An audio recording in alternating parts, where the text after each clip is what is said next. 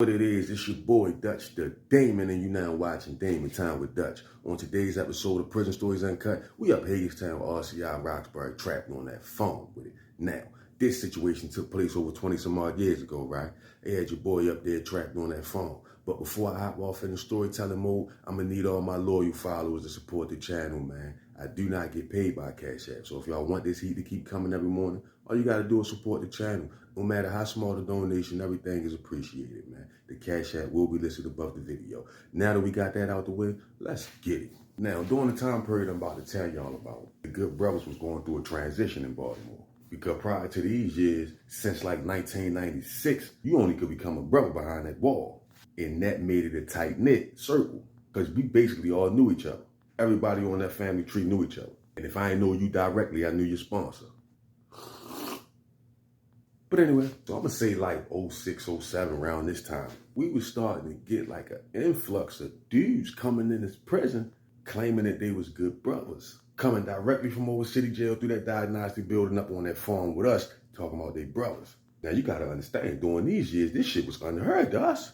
Unheard of. And we was also around that time starting to see a bunch of newspaper articles and news broadcasts about the Good Brothers on the street, as well as another little group called the YGF, the Young Gorilla Family. And they was not good brothers. But on the news, we was getting the blame for everything they did because for some reason, they linked the two groups together, but they didn't have nothing to do with each other. So we thought, kind of find out later on, they did have something to do with the brothers indirectly.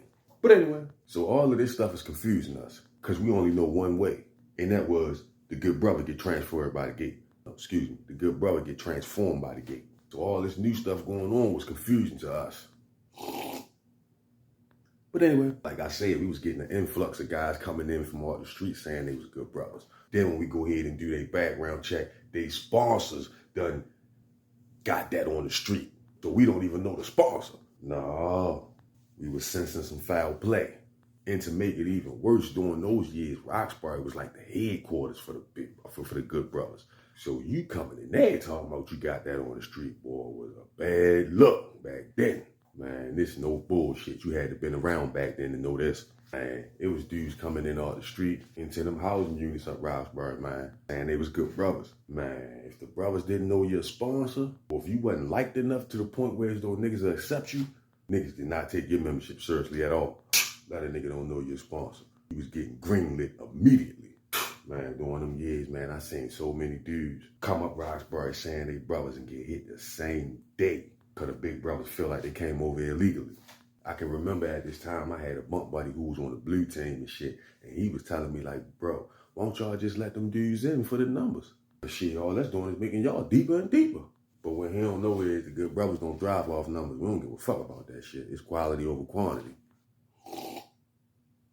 But anyway, I ain't gonna lie, it was some dudes that niggas fucked with and that niggas knew they went on ahead and re-sponsored them, let them in, but a lot, and I mean like 90% of them guys that was coming on that farm from over that city jail and off the street talking about they was good brothers but never been in the system.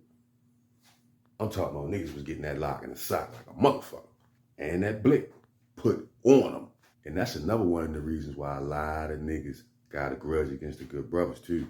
Because if you ain't come over the right way, or if you don't know your shit like you supposed to, you might as well keep it out your mouth. Because it's going to be more detrimental to you and more dangerous for you than it would benefit you.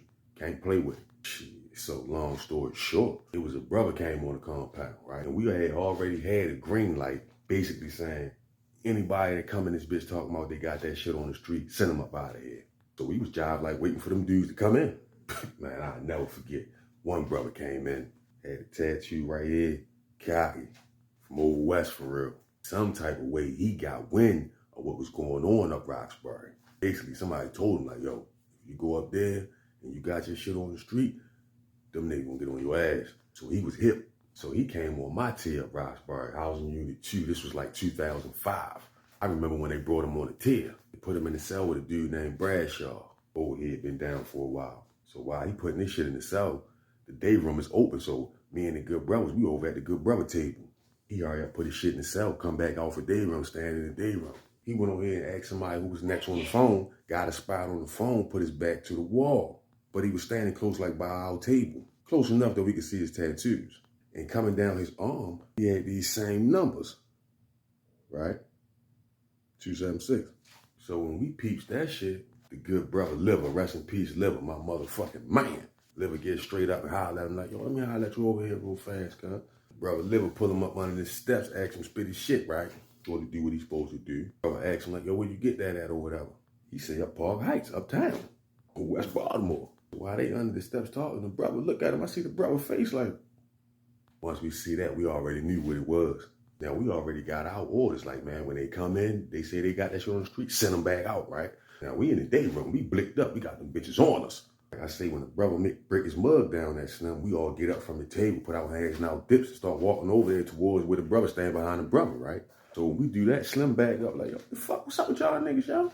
I lied to you not. This nigga put his back to the wall and straight square up like, man, what's up? When he do this, we straight about the blitz getting ready to tear his ass up. And I could see the fear in his eyes for real, but he wasn't backing down. But there was a big brother on the tier with us. And right when we was getting ready to chop his ass up, the big brother told us to stand down on the situation. Big brother got up from the table, walked over, shook the man's hand, told him, I like your fire, man. Keep that fire burning. Big brother looked at me, said, nah, we gonna fuck with him. And once his background check got cleared, Shorty got responsive, and that's my nigga to this day. But a lot of them didn't make it in.